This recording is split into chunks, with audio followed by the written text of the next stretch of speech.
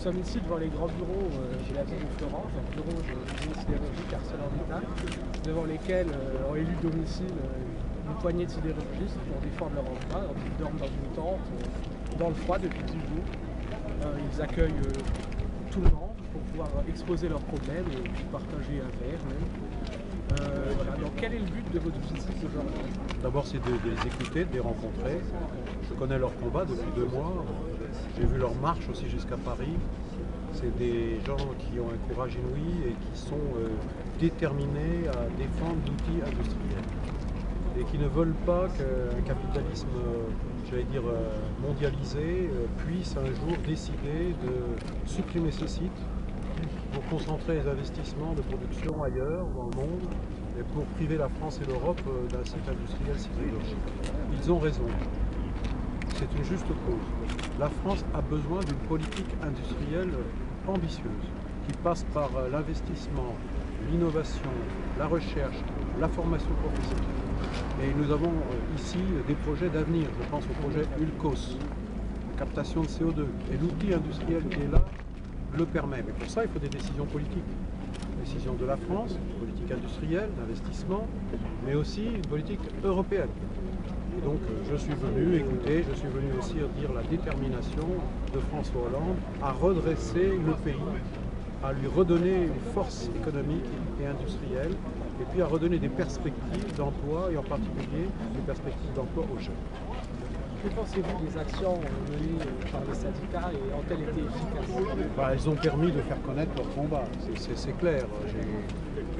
Notamment grâce à la télévision qui a relayé très fortement ce combat et on a vu des témoignages, on a vu des visages et donc les salariés, les travailleurs de Florange ne sont pas anonymes, ils sont maintenant connus de beaucoup de Français, donc je crois que ces actions ont permis de faire avancer leur cause. Maintenant, le changement politique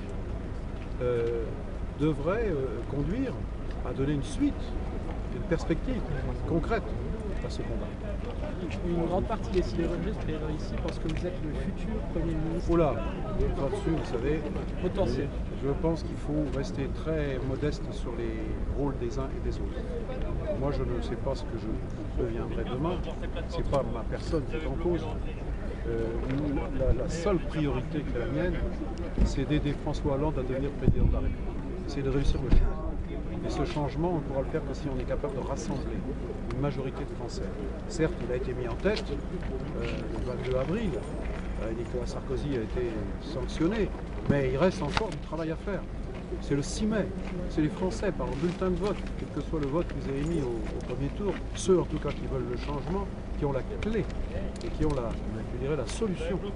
Et je voudrais aussi dire que le bulletin de vote de chacun pèse le même poids.